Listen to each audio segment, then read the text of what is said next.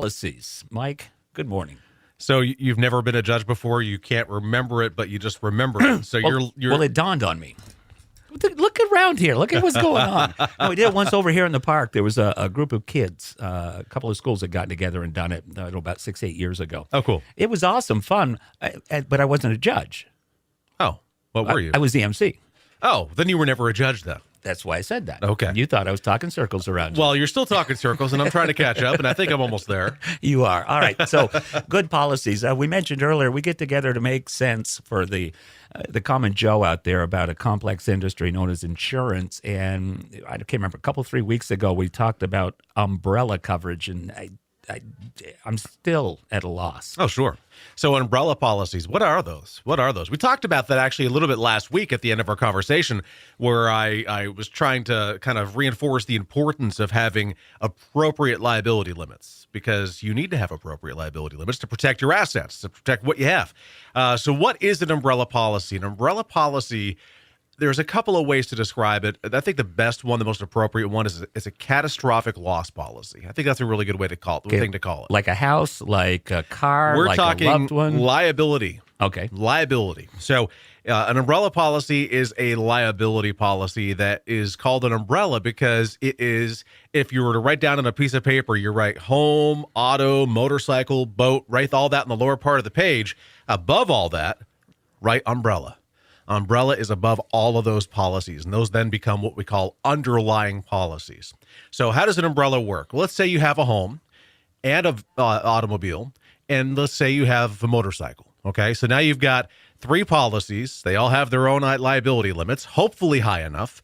And we talked about the need for appropriate liability limits. You need to have qualifying liability limits to even have an umbrella policy. So if you have 100,000, 300,000 bodily injury, you're probably not high enough to be eligible to buy an umbrella. You'd have to increase your coverage to maybe 250, 500,000 on your underlying policies to then have the umbrella policy. Is that because they're all grouped together and it increases the risk? No, it's because the trigger needs to be an appropriate amount. It's really more of an underwriting thing, saying, look, we're going to have an umbrella policy offering, but you need to have appropriate underlying limits that may be satisfying the need of that claim before it comes to the umbrella policy.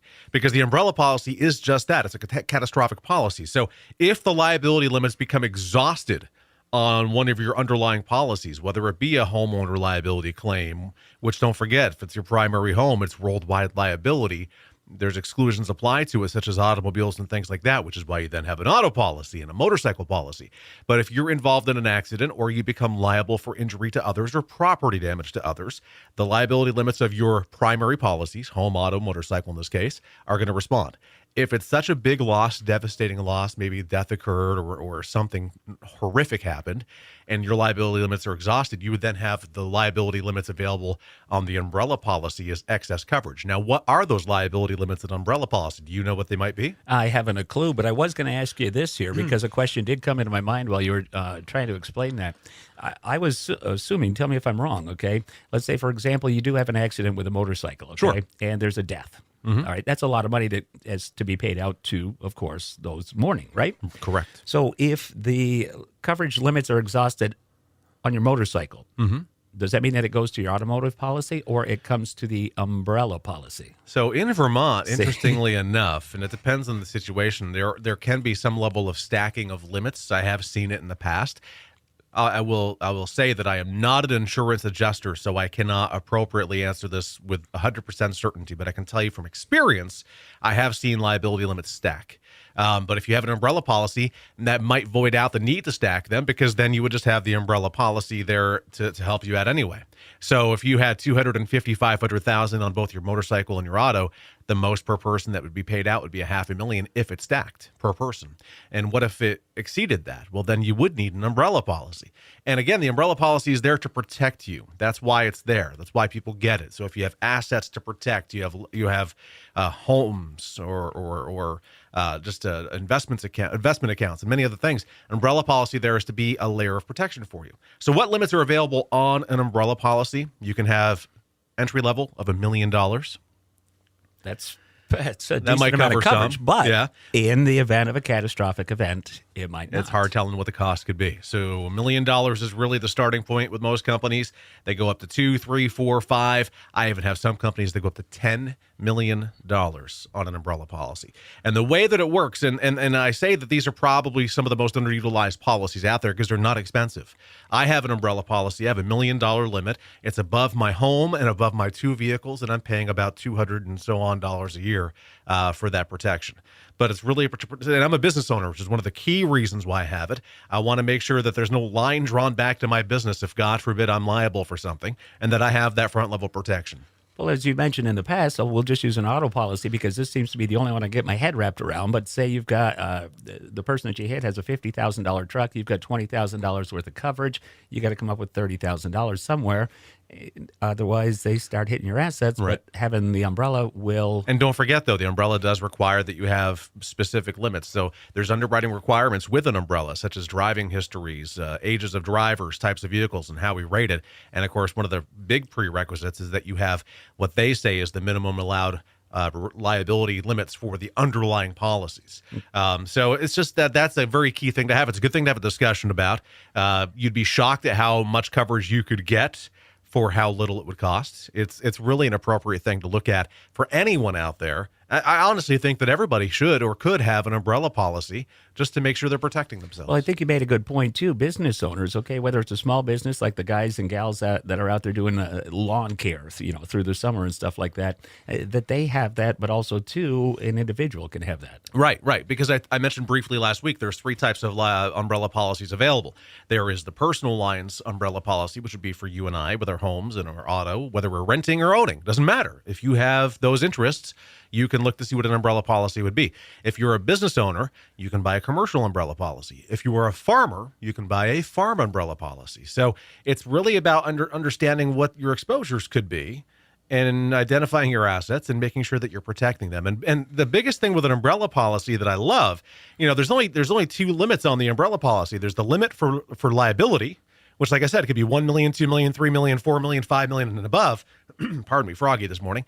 Or it could be, the other part is the uninsured motorist.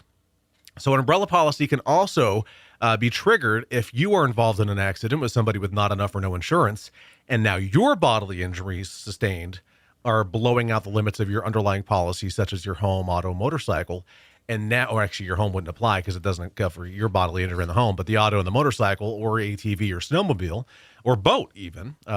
So the way it would work is that you could have up to that $1 million to protect yourself, which, believe it or not, I mean, I saw it with my father many years ago, how devastating an accident can be and out of work for 7 to 8 months and incredible medical bills. And while health insurance, most of us have it, will pay for it, there's other losses sustained. I think you just made another key point.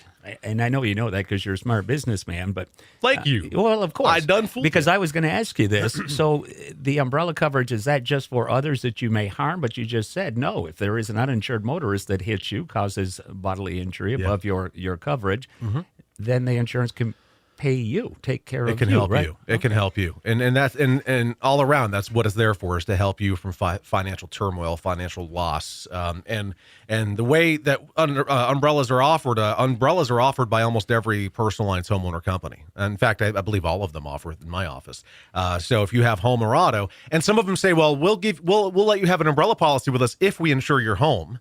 Some say we'll offer you an umbrella policy if we at least insure your auto. Some say we want both. But then not every policy underneath has to necessarily be with that company, as long as you're providing a declarations page that shows your coverage for maybe the motorcycle, snowmobile, boat, whatever else you may have, so that it's all there. Because when it's written, it's going to show all of those underlying policies on the declarations page that shows the proof of coverage. All right. And if you don't see it, and you are one of those folks that has an umbrella policy, and you've added coverage and you haven't added it to your umbrella, add it.